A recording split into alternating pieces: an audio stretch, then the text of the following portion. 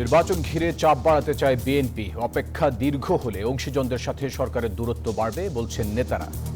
সবাই যেহেতু মতামত দিয়েছে, ঐক্যমত কোথায় কোথায় হয়েছে এটা তো নির্ধারণ করা খুবই সহজ ব্যাপার। এখন নির্বাচনে বাধাটা কোথায়, যেখানে নির্বাচন কমিশন প্রস্তুত।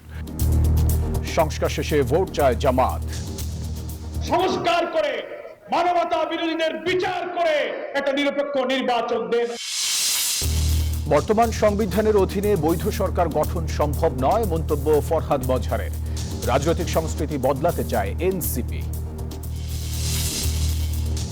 গণহত্যার জন্য পাকিস্তানকে ক্ষমা চাওয়া ও ক্ষতিপূরণ দাবি যৌক্তিক বলছেন বিশ্লেষক। গতি ফিরছে ঢাকা ইসলামাবাদ সম্পর্কে। যদি মীমাংসা করতে হয় তাহলে দুটোই কিন্তু একটা পলিটিক্যাল ডিসিশন নিতে হবে, এবং পলিটিক্যাল ডিসিশন একবার হাইয়েস্ট অফিসিয়ালি নিতে পারে। চেষ্টা করছি যে সকলের সাথে সম্পর্কগুলোকে পুনর্বিন্যাস করার জন্য। টঙ্গীতে বহুতল ভবনের ফ্ল্যাট থেকে দুই শিশুর রক্তাক্ত মরদেহ উদ্ধার। ভৈরবে সালিশি বৈঠকে দুপক্ষের সংঘর্ষে একজন নিহত, আহত ৩০। ৬ দফা দাবি আদায়ে অনড় পলিটেকনিক শিক্ষার্থীরা। রাজধানী সহ দেশের বিভিন্ন স্থানে মাথায় কাফনের কাপড় পরে গণমিছিল। অবশেষে যুক্তরাষ্ট্র ইউক্রেন খনিজ সমঝোতা স্মারক স্বাক্ষর। শান্তি প্রচেষ্টা থেকে সরে দাঁড়ানোর ইঙ্গিত মার্কিন পররাষ্ট্রমন্ত্রীর। এবং বিশ্বকাপ বাছাই পর্বের গুরুত্বপূর্ণ ম্যাচে কাল পাকিস্তানের বিপক্ষে মাঠে নামবে টাইগ্রেসরা। লাহোরে ম্যাচ শুরু সকাল 10:30টায়।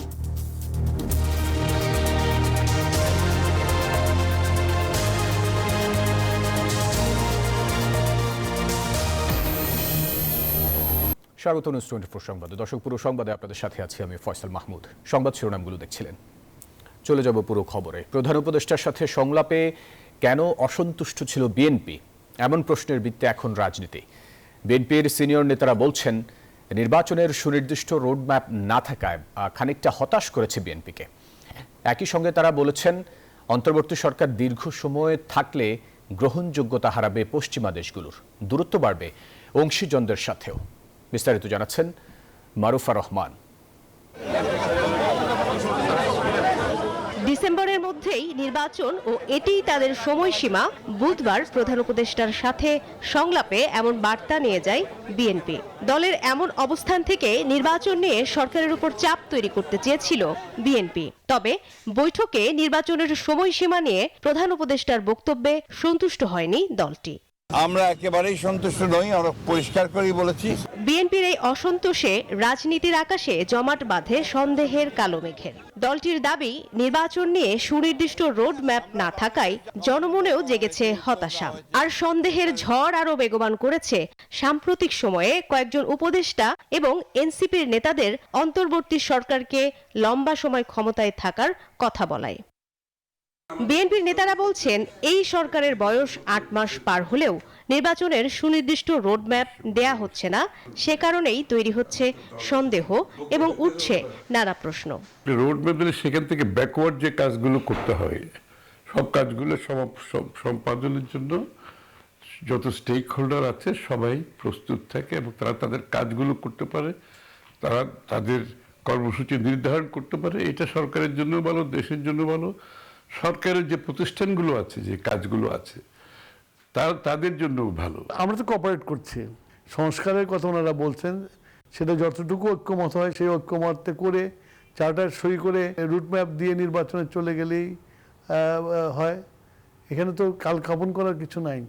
শেখ হাসিনার যে বিচার, সেটা নিয়ে বিদেশিরা তো অনেক সময় বলে যে এত টাইম লাগছে কেন, যেখানে ইউএন রিপোর্ট আছে যে সে হত্যা করেছে, তো সেটা শুরু করতে টাইম লাগে কেন, তাই সেটা চার্জশিট হয় না কেন এখনো। নীতি নির্ধারণী ফোরামের নেতারা মনে করছেন অন্তর্বর্তী সরকার দীর্ঘ সময় থাকলে আন্তর্জাতিক সম্প্রদায়, বিশেষ করে পশ্চিমা দেশগুলোর কাছে গ্রহণযোগ্যতা হারাবে। একই সাথে দূরত্ব বাড়বে অংশীজনদের সাথেও। ভারত বাংলাদেশ সম্বন্ধে যেভাবে অপপ্রচার চালাচ্ছে, নানান রকমের কনফিউশনের সৃষ্টি হচ্ছে ইন্টারন্যাশনালি। মানুষের মনে করতে হয়তো বাংলাদেশে একটা মাইনরিটি রিপ্রেশনের দেশ হয়ে গেছে, সেটা না, আসলে তো তা না। বাংলাদেশে সে সমস্যা নাই। তো এই যে আস্তে আস্তে করে গভীর একটা সমস্যার সৃষ্টি করছে বৈদেশিক সম্পর্কে, এবং ওয়েস্টার্ন ওয়ার্ল্ডের কাছে, কারণ western world very sensitive about the minority. সবাই যেহেতু মতামত দিয়েছে, ঐক্যমত কোথায় কোথায় হয়েছে এটা তো নির্ধারণ করা খুবই সহজ ব্যাপার এখন। এবং তারপরে জাতীয় সনদ সই করতে না হয় আর 1 সপ্তাহ 2 সপ্তাহ লাগবে, এই তো। এরপরে নির্বাচনে বাধাটা কোথায়, যেখানে নির্বাচন কমিশন প্রস্তুত। এদিকে অন্তর্বর্তী সরকারের আইন উপদেষ্টা ডক্টর আসিফ নজরুল বলেছেন, নির্বাচনের বিষয়ে যে উপদেষ্টা যাই বলুক না কেন, প্রধান উপদেষ্টার কথাই চূড়ান্ত। নির্বাচনের 2 মাস আগে রোডম্যাপের ঘোষণা করা হবে বলেও জানান তিনি। সংস্কারের ব্যাপারে অত্যন্ত আন্তরিক। মারুফা রহমান, নিউজ 24, ঢাকা। বিএনপিকে পাশ কাটাতে সরকার নির্বাচন বিলম্ব করছে বলে অভিযোগ করেছেন বিএনপির ভাইস চেয়ারম্যান শামসুজ্জামান দুদু। শুক্রবার সকালে জাতীয় প্রেস ক্লাবের সামনে এক যুব সমাবেশে এই অভিযোগ করেন তিনি। এই সরকারের উপরে প্রচন্ড চাপ সৃষ্টি করা ছাড়া, নিজেদের রুটিন মাফিক কাজ করা ছাড়া আর কোনো কিছু তারা করতে পারবে না। বিএনপিকে পাশ কাটানোর জন্য, যাতে বিএনপি নির্বাচনের মধ্য দিয়ে, মানুষের সমর্থন আদায়ের মধ্য দিয়ে, ভোটের মধ্য দিয়ে সরকার গঠন করতে না পারে, সেই জন্য নির্বাচনকে এড়িয়ে যাওয়া হচ্ছে বলে আমরা মনে করি। এদিকে সংস্কার কাজ শেষ করে দ্রুত নির্বাচন দেওয়ার আহ্বান জানিয়েছেন জামায়াতে ইসলামের সেক্রেটারি জেনারেল অধ্যাপক মিয়া গোলাম পরোয়ার। শুক্রবার সকালে কুমিল্লায় লাকসাম উপজেলা ও পৌরসভার কর্মী সম্মেলনে যোগ দেন তিনি। বলেন, প্রধান উপদেষ্টা ডক্টর মোহাম্মদ ইউনূসের দেয়া সময়সীমার মধ্যেই নির্বাচন হতে পারে। ভোটের সব ধরনের প্রস্তুতি সম্পন্ন করে রেখেছে জামাত। একটি নিরাপদ ও মানবিক বাংলাদেশ গড়তে চায় তার দল, এমনটি জানান জামায়াতের সেক্রেটারি জেনারেল। জনপ্রতিনিধির কাছে ক্ষমতা হস্তান্তরের লক্ষ্যে, একটি জাতীয় নির্বাচনের লক্ষ্যে আমরা যে অভিযাত্রা শুরু করেছি, তিনি নির্বাচনের একটি ডেডলাইন দিয়েছেন।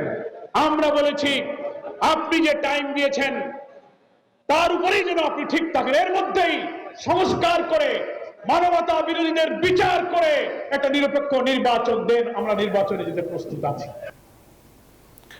বর্তমান সংবিধানের অধীনে বৈধ সরকার গঠন করা সম্ভব নয়, এমনটি মন্তব্য করেছেন রাষ্ট্রচিন্তক ফরহাদ মজহার। তার মতে সংবিধান নয়, বাংলাদেশের জন্য প্রয়োজন একটি গঠনতন্ত্র। এদিকে নতুন বাংলাদেশ বিনির্মাণে পলিটিক্যাল কালচার বদলাতে চায় এনসিপি। শুক্রবার জাতীয় প্রেস ক্লাবে এক আলোচনা সভায় এসব কথা বলেন বক্তারা। জাতীয় প্রেস ক্লাবে জাতীয় সংস্কৃতি প্রেক্ষিত নতুন বাংলাদেশ শীর্ষক গোলটেবিল আলোচনা সভা। অংশ নেন কবি ও রাষ্ট্রচিন্তক ফরহাদ মাজহার, চিত্রনায়ক ইলিয়াস কাঞ্চন সহ বিশিষ্টজনরা। উদ্বোধনী বক্তব্যে ফরহাদ মাজহার বলেন, বাংলাদেশের জন্য সংবিধান নয়, প্রয়োজন একটি গঠনতন্ত্র। যে এই ধরনের গণ উৎসব যদি আমরা তৈরি করতে পারি, তাহলে আমরা একটা গণতান্ত্রিক রাষ্ট্র আমরা গঠন করতে পারবো। কারণ গণতান্ত্রিক রাষ্ট্র গঠন করার মানে হচ্ছে ব্যক্তি সমষ্টিকে উপলব্ধি করে, সে সমাজের অন্তর্গত, এটা সে উপলব্ধি করে, তার শাহাদা হয়, তার উপলব্ধি হয়, সে সাক্ষ্য দিতে পারে আমি সমষ্টির অন্তর্গত। আর সমাজও বুঝতে পারে ব্যক্তি সমাজের গুরুত্বপূর্ণ। আলোচনায় এনসিপির যুগ্ম আহ্বায়ক সারোয়ার তুষার বলেন, ধর্ম এবং সেকুলারিজমকে মুখোমুখি করে রাজনীতি করেছিল আওয়ামী লীগ। বর্তমানে অন্য একটি দল সেটি করার চেষ্টা করছে বলেও অভিযোগ তার। 5 আগস্টের পরে তাদের কিছু ইন্টেলিজেন্স রিপোর্ট আমাদের কাছে পাকে চক্রে চলে এসেছিল। সেখানে আমরা দেখেছি তারা একটা জিনিসকে খুব ভয় পাচ্ছে, যে বাংলাদেশে ইসলামের যে মুক্তিদায়ী যে বয়ান, ইসলামের মধ্যে যে আপনার মজলুমের পক্ষে, নিপীড়িতের পক্ষে থাকার যে বয়ানটা ইসলামের মধ্যে আছে, এটা আর এখানকার প্রগতিশীল যে অংশের মধ্যে সবসময় নির্যাতিতের পক্ষে থাকার যে বয়ান, এই দুটো যদি মিলে যায় তাহলে এটা ইন্ডিয়ার জন্য সবচেয়ে সমস্যা। নতুন বাংলাদেশের রাজনৈতিক সংস্কৃতি পরিবর্তনে মনোযোগী হতে হবে রাজনীতিবিদদের প্রতি আহ্বান জানান আলোচকরা।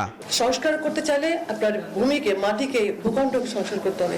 গণতন্ত্র রক্ষার পাশাপাশি কোনো ধরনের সহিংস পরিস্থিতি যেন তৈরি না হয়, সে ব্যাপারে সবাইকে সতর্ক থাকতে আহ্বানও জানান বক্তারা। কিন্তু যে জিনিসটা সমাজে আছে সেই জিনিসটা চলচ্চিত্র দেখানো হচ্ছে। Desk report, news 24। দর্শক, 54 বছর পর গণহত্যার জন্য সাধারণ ক্ষমা চাইতে পারে পাকিস্তান। ঢাকায় সচিব পর্যায়ের বৈঠকে দ্বিপাক্ষিক সম্পর্ক জোরদারে নতুন যুগে পা রাখছে ঢাকা ইসলামাবাদ। বিশ্লেষকরা বলছেন, ভবিষ্যতের সম্পর্ক এগিয়ে নিতে অমীমাংসিত এই বিষয়গুলোর সুরাহা হওয়া জরুরি।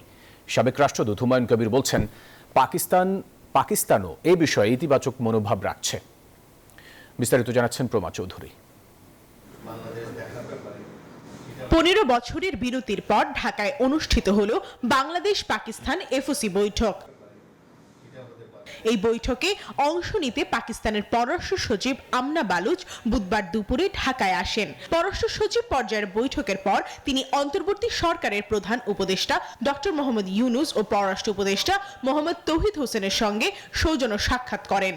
এফওসি বৈঠকে পাকিস্তানের সঙ্গে বিদ্যমান ঐতিহাসিকভাবে অমীমাংসিত বিষয়গুলো উত্থাপন করেছে বাংলাদেশ বলে জানান পররাষ্ট্র সচিব। এই বিষয়ে পাকিস্তান ভবিষ্যতে আলাপ এগিয়ে নিতে ইচ্ছুক বলেও ইতিবাচক সাড়া পেয়েছে বাংলাদেশ বলে জানান তিনি। 1971 সালে পাকিস্তানের তৎকালীন সশস্ত্র বাহিনীর প্রতি সংঘটিত গণহত্যার জন্য আনুষ্ঠানিক ক্ষমা চাওয়া, পাকিস্তানের সাথে অ্যাসেট শেয়ারের বিষয় ও আনুষ্ঠানিকভাবে ক্ষমা চাওয়ার বিষয়ে বাংলাদেশের দাবিকে যৌক্তিক মনে করছেন সাবেক রাষ্ট্রদূত হুমায়ুন কবির এবং এই বিষয়গুলো নিয়ে উচ্চ পর্যায়ে আলোচনা ও রাজনৈতিকভাবে সমাধান পেলে দুদেশের স্বার্থের জন্যই মঙ্গল বলে ধারণা করছেন আন্তর্জাতিক সম্পর্ক বিশ্লেষক ইমতিয়াজ আহমেদ। রাজনৈতিক, অর্থনৈতিক আর সামাজিক এই তিনটা স্তরের যখন সমন্বয়ন হবে তখন আমি মনে করি সম্পর্ক উন্নয়ন করা যেতে পারে। যদি মীমাংসা করতে হয় তাহলে দুটোই কিন্তু একটা পলিটিক্যাল ডিসিশন নিতে হবে এবং পলিটিক্যাল ডিসিশন একবার হাইয়েস্ট অফিসিয়ালি নিতে পারে।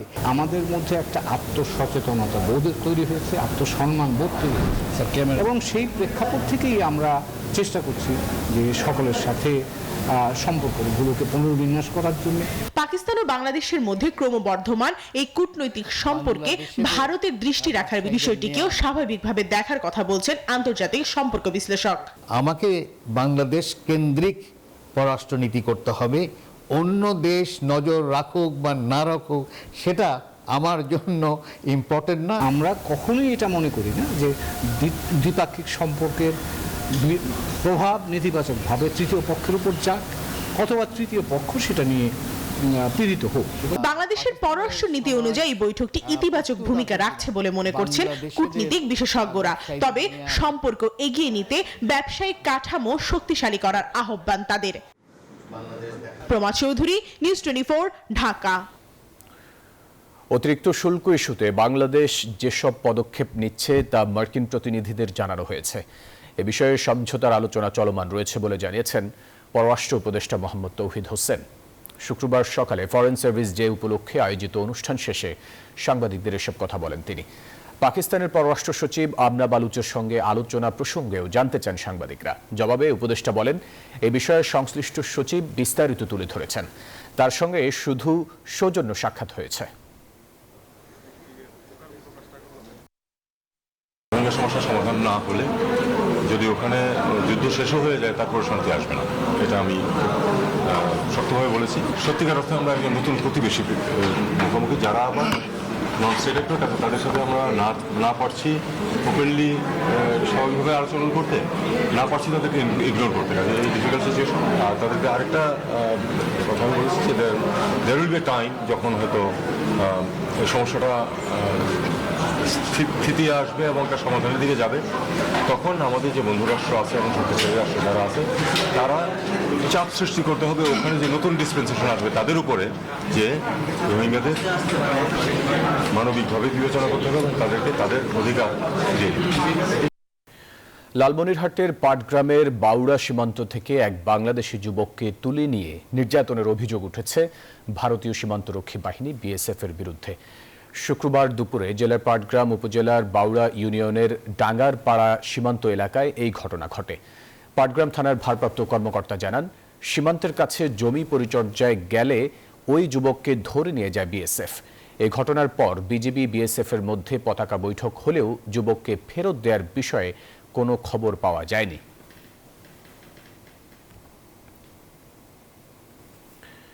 গাজীপুরের টঙ্গীতে একটি ফ্ল্যাট বাসা থেকে 2 শিশুর মরদেহ উদ্ধার করেছে পুলিশ। নিহত 2 শিশু হল আব্দুল্লাহ বিন ওমর ও মালিহা আক্তার। তারা ব্রাহ্মণবাড়িয়ার বাঞ্চারামপুরের তাতুয়াকান্দি গ্রামের আব্দুল বাতেন মিয়ার ছেলে ও মেয়ে। পুলিশ জানায়, আব্দুল বাতেন মিয়া পরিবার নিয়ে পূর্ব আরজপুরের রুব্বানের টেক এলাকার একটি ফ্ল্যাটের 2য় তলায় ভাড়া থাকেন। শুক্রবার দুপুরে শিশুদের মা সালেহা বেগম মাথা ব্যথার ওষুধ খেয়ে ঘুমিয়ে পড়েন। বিকেলে ঘুম থেকে উঠে তিনি ঘরের মেঝেতে 2 শিশুর রক্তাক্ত নিথর মরদেহ পড়ে থাকতে দেখেন। পরে পুলিশে খবর দিলে মরদেহ উদ্ধার করা হয়। এ ঘটনায় এখন পর্যন্ত কাউকে আটক করা সম্ভব হয়নি। হত্যার কারণ উদ্ঘাটনে তদন্ত চলছে বলেও জানিয়েছে পুলিশ।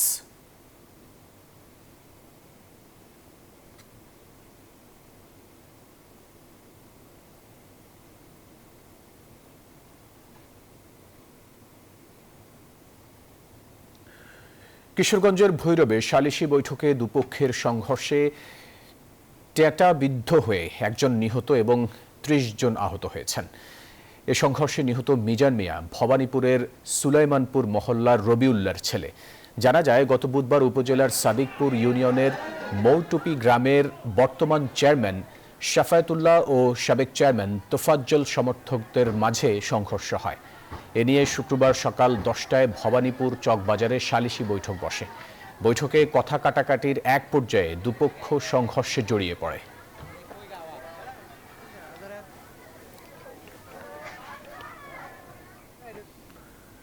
দর্শক, সংবাদের সময় হলো 8টা বিরতির। ফিরছি আরো খবর নিয়ে, সাথেই থাকবেন। দ্রুততম সময়ের মধ্যে 6 দফা দাবি মেনে নেওয়ার আহ্বান জানিয়েছেন পলিটেকনিকের আন্দোলনরত শিক্ষার্থীরা। শুক্রবার জুমার নামাজের পর কাফনের কাপড় মাথায় বেঁধে গণমিছিল করেন তারা। এ সময় শিক্ষার্থীরা জানান, এখন থেকে আন্দোলন কর্মসূচি এবং আলোচনা একসাথে চলবে। 6 দফা দাবিতে পূর্ব ঘোষিত কর্মসূচির অংশ হিসেবে কাফনের কাপড় পরে রাজপথে পলিটেকনিক ইনস্টিটিউটের শিক্ষার্থীরা। শুক্রবার দুপুরে ঢাকা পলিটেকনিক ইনস্টিটিউট থেকে মিছিল বের করে শিক্ষার্থীরা। এ সময় সকল প্রকার এসি রুমের বৈঠক বাতিলের ঘোষণা দিয়ে শিক্ষার্থীরা বলেন, দাবি বাস্তবায়ন না হলে আরও কঠোর আন্দোলন হবে। আমরা সরকার পক্ষকে অবশ্যই সহযোগিতা করতে চাই। এই সরকার আমাদের বিপ্লবীদের সরকার, আমাদের দাবি যৌক্তিকভাবে বাস্তবায়ন করার জন্য এবং দ্রুত থেকে দ্রুত সম্ভব বাস্তবায়ন করার জন্য আমরা সরকারের সাথে যদি বৈঠকের সুযোগ হয়, সেই যদি বৈঠক যদি যুক্তিযুক্ত হয়, তাহলে সেই ক্ষেত্রে আমরা চিন্তা করব যে বৈঠক করা যায় কিনা। কিন্তু আমাদের আন্দোলন কোনোভাবে বন্ধ থাকবে না। আমাদের দাবি দীর্ঘ 8 মাস ধরেই বলা হয়েছে, মেনে নেওয়া হয়েছে। আমরা এই পর্যন্ত একটি সংস্থার কমিশনও গঠন করতে দেখিনি সরকারকে। আমরা চাই সরকারের উচ্চপদস্থ যে সকল কর্মকর্তাবৃন্দ রয়েছে তারা দ্রুত এই বিষয়ে দৃষ্টি আকর্ষণ দেখ। চট্টগ্রামে জুমার নামাজের পরপরই পলিটেকনিক ইনস্টিটিউট থেকে মিছিল নিয়ে বায়জিৎ বাইপাস সড়কে সমাবেশ শুরু হয়। পরে একটি মিছিল নিয়ে শহরের বিভিন্ন সড়ক প্রদক্ষিণ করে শিক্ষার্থীরা। রংপুর পলিটেকনিক ইনস্টিটিউট থেকে কাফনের কাপড় পরে বিক্ষোভ মিছিল বের করে শিক্ষার্থীরা। পরে শহরের বিভিন্ন সড়ক প্রদক্ষিণ করে। আমাদের যে 6 দফা দাবি আছে সেগুলো আসলে যেভাবে ওনারা উপস্থাপন করেছে আমাদের সঙ্গে, আমরা এতে সন্তুষ্ট না। তো আমাদের সিভিলের ক্রাফট ত্রিপলি থেকে এসেছে বা বাংলা বিএ অনার্স বাংলা। তো এইটা কি ধরনের, মানে একজন বাংলা নিয়ে পড়ালেখা করে আমার সিভিলে কি শেখাবেন তিনি আমার? শুক্রবার বেলা 2টায় বগুড়া পলিটেকনিক ইনস্টিটিউট চত্বর থেকে শিক্ষার্থীরা মাথায় কাফনের কাপড় বেঁধে বিক্ষোভ মিছিল বের করে। মিছিলটি কলোনি এলাকা প্রদক্ষিণ শেষে সমাবেশ করে শিক্ষার্থীরা। এ সময় দাবি পূরণ না হওয়া পর্যন্ত আন্দোলন চালিয়ে যাওয়ার হুঁশিয়ারি দেন তারা। ওনারা যদি আমাদের পদে আসতে চায়, ওনাদের অবশ্যই ডিপ্লোমা ইঞ্জিনিয়ার হতে হবে। একজন এসএসসি পাস স্টুডেন্ট কখনো আমাদের শিক্ষক হতে পারে না। সরকারের কাছে দাবি জানাচ্ছি এবং তারা যেন আমাদের এই দাবিগুলো পরিপূর্ণভাবে আদায় করে নেয়। এছাড়া কুমিল্লা, রাজশাহী সহ দেশের বিভিন্ন জেলায় কাফন মিছিল করে পলিটেকনিক ইনস্টিটিউটের শিক্ষার্থীরা। অবিলম্বে দাবি মেনে নেয়ার আহ্বান জানান তারা। জুবায়ের সানি, নিউজ 24, ঢাকা। রাজধানীর পশ্চিম শেওড়াপাড়ায় অস্ত্র ঠেকিয়ে ছিনতাইয়ের ঘটনায় শাকিল নামে একজনকে গ্রেফতার করেছে পুলিশ। শুক্রবার ভোরে গাজীপুরের পুবাইল থেকে তাকে গ্রেফতার করা হয়। পুলিশ জানায়, ছিনতাইয়ের ভিডিও ছড়িয়ে পড়ার পর শাকিলকে শনাক্ত করা হয়। এছাড়া ভাটারা এলাকায় আগ্নেয়াস্ত্র দেখিয়ে হুমকির ঘটনায় পাভেল নামে এক সন্ত্রাসীকে গ্রেফতার করা হয়েছে। 16 এপ্রিল ভোররাতে রাজধানীর পশ্চিম শেওড়াপাড়ায় ইস্ট ওয়েস্ট স্কুলের পাশের গলিতে চাপাতি ঠেকিয়ে তরুণীর কাছ থেকে রূপার চেইন ও ভ্যানিটি ব্যাগ ছিনিয়ে নেয় ছিনতাইকারীরা। এ ঘটনার ভিডিও সামাজিক যোগাযোগ মাধ্যমে ভাইরাল হয়। ভিডিওতে ধরা পড়া ছিনতাইকারীদের একজন মণিপুর এলাকার শাকিল। তাকে শনাক্তের পর শুক্রবার ভোরে গাজীপুরের পুবাইল থেকে গ্রেফতার করে পুলিশ। প্রত্যক্ষভাবে জড়িত এবং মূল আসামি আমরা শাকিলকে, ইমরান খান সাকিব ওরফে শাকিলকে আমরা গ্রেপ্তার করি এবং তার কাছ থেকে আমরা ছিনতাই কাজে ব্যবহৃত যে মোটরসাইকেল সেটা উদ্ধার করি এবং 2500 টাকাও তার কাছ থেকে উদ্ধার করি। ছিনতাইয়ে ব্যবহৃত চাপাতি ও ছিনতাই হওয়া মালামাল ঢাকায় তার মণিপুরের বাসা থেকে উদ্ধার করে পুলিশ। এই ধরনের অপরাধ যেন সংগঠিত না হতে পারে, আমরা এই ধরনের অপরাধ ইতিপূর্বে কারা সংগঠিত করেছে তাদের একটা প্রোফাইল আমরা রেডি করি। এর কারণই হলো ওই সংঘবদ্ধ যারা আছে, যাদের নামে একাধিক মামলা, বিভিন্ন ধরনের শুধু চুরি ছিনতাই না, আরও অনেক বড় ধরনের ঘটনা অনেকে ঘটিয়েছে, এদের আমরা পর্যায়ক্রমে আমরা গ্রেপ্তার করি। শাকিল ও তার সহযোগীরা সংঘবদ্ধ ছিনতাইকারী দলের সদস্য বলে জানায় পুলিশ। বাসার উদ্দেশ্যে রওনা হন। অন্যদিকে ভাটারা এলাকায় প্রকাশ্যে আগ্নেয়াস্ত্র নিয়ে ভীতি প্রদর্শনের অভিযোগে আলিনুর পাভেল ওরফে পাভেল নামে এক সন্ত্রাসীকে গ্রেফতার করেছে ডিএমপির গোয়েন্দা বিভাগ। মাসুদা লাবনী, নিউজ 24, ঢাকা। সময় হলো আরেকটা বিরতির, সাথে থাকুন। আবারও স্বাগত সংবাদে। পহেলা বৈশাখের রঙিন উৎসব পার হতেই যেন ভিন্ন এক চিত্র ফুটে উঠেছে রাজধানীর বাজারগুলোতে। কারওয়ান বাজার ঘুরে দেখা গেছে গত সপ্তাহের তুলনায় চাল, তেল ও পেঁয়াজের দাম বাড়তে। ক্রেতা বিক্রেতারা বলছেন, এভাবে দাম বাড়তে থাকলে কোরবানির ঈদের আগে আরও চাপে পড়বে সাধারণ মানুষ। পহেলা বৈশাখের রং আলো থেমে যেতেই বদলে গেছে রাজধানীর বাজারের চিত্র। গত সপ্তাহের তুলনায় অনেক পণ্যের দাম বেড়েছে হঠাৎ করেই। বিশেষ করে পেঁয়াজ, সয়াবিন তেল আর মিনিকেট চাল, এই তিনটি পণ্য বেশ বড়সড় দামের তারতম্য দেখা যাচ্ছে। বাজার ঘুরে দেখা যায় এখানে পেঁয়াজ বিক্রি হচ্ছে প্রতি কেজি 60 টাকায়, অথচ এক সপ্তাহ আগে এটি ছিল 40 টাকা।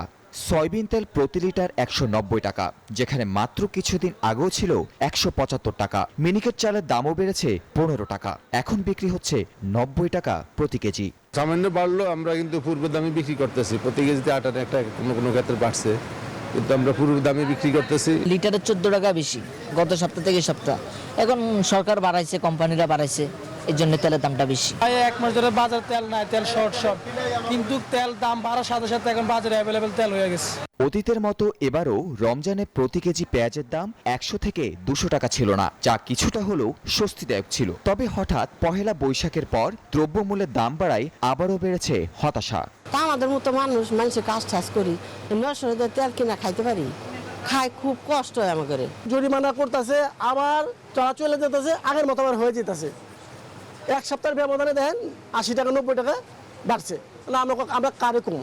ক্রেতারা বলছেন, দাম বৃদ্ধির পেছনের কারণ অনুসন্ধান করতে কার্যকর সরকারি উদ্যোগ দরকার, না হলে সামনে কোরবানির ঈদের বাজারে আরও বিপাকে পড়তে পারে সাধারণ মানুষ। তাহমিদ আমিন, নিউজ 24, ঢাকা। আবারও স্বাগত সংবাদে। এবারে খেলার সংবাদ। বিশ্বকাপ বাছাই পর্বের গুরুত্বপূর্ণ ম্যাচে কাল স্বাগতিক পাকিস্তানের বিপক্ষে মাঠে নামবে বাংলাদেশ। লাহোরে ম্যাচ শুরু সকাল 10:30টায়। টাইগ্রেসদের জন্য সমীকরণটা খুবই সহজ, ম্যাচ জিতলে বা পরিত্যক্ত হলেই সরাসরি বিশ্বকাপে জায়গা মিলবে। তবে হারলেও সমস্যা নেই, খুব বড় ব্যবধান না হলে স্কটল্যান্ড বা ওয়েস্ট ইন্ডিজকে টপকে সেপ্টেম্বরে ভারতে বসতে যাওয়া ওয়ার্ল্ড কাপের মূল পর্বে খেলবে নিগার সুলতানা জ্যোতিরা। থাইল্যান্ড, আয়ারল্যান্ড ও স্কটল্যান্ডকে হারিয়ে দারুণ ছন্দে থাকা টাইগ্রেসরা সবশেষ ম্যাচ হেরেছে ওয়েস্ট ইন্ডিজের বিপক্ষে। এবার বাংলাদেশের নারীদের প্রতিপক্ষ পাকিস্তান, যারা 4 ম্যাচ জিতে ইতিমধ্যে বিশ্বকাপের মূল পর্ব নিশ্চিত করেছে।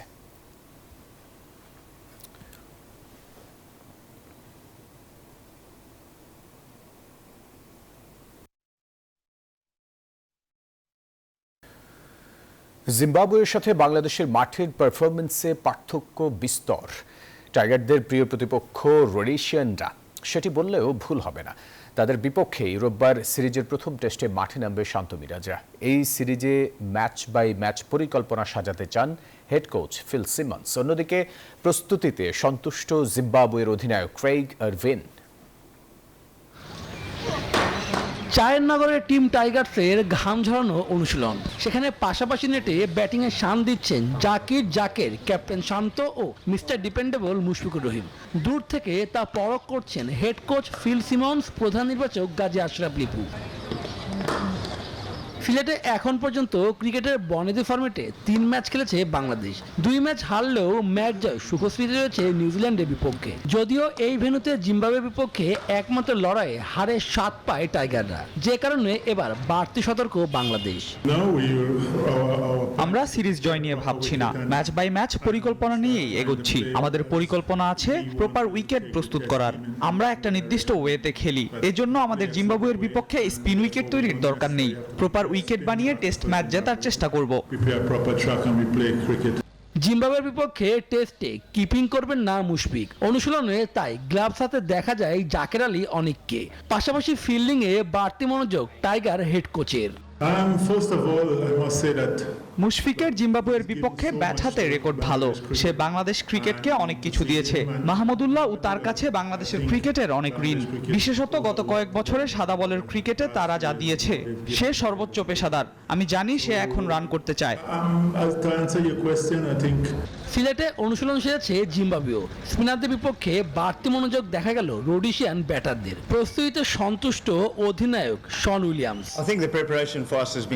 দেশে আমরা ভালো প্রস্তুতি নিয়ে এসেছি। বাংলাদেশের পেসাররা এখন বিশ্বমানের। শুধু নাহিদ রানার কথা বলবো না, বাংলাদেশের অন্য পেসাররাও দারুণ। আমরা তাদের বিপক্ষে পরিকল্পনা সাজাচ্ছি। যদিও টেস্ট ম্যাচের দিনগুলোতে রয়েছে বৃষ্টির পূর্বাভাস, সে বৃষ্টির চোখ রাঙানি উপেক্ষা করে ম্যাচ কতটুকু মাঠে গড়ায় সেটি দেখার অপেক্ষায় ক্রিকেট প্রেমীরা। শুভদেবনাথ, নিউজ 24।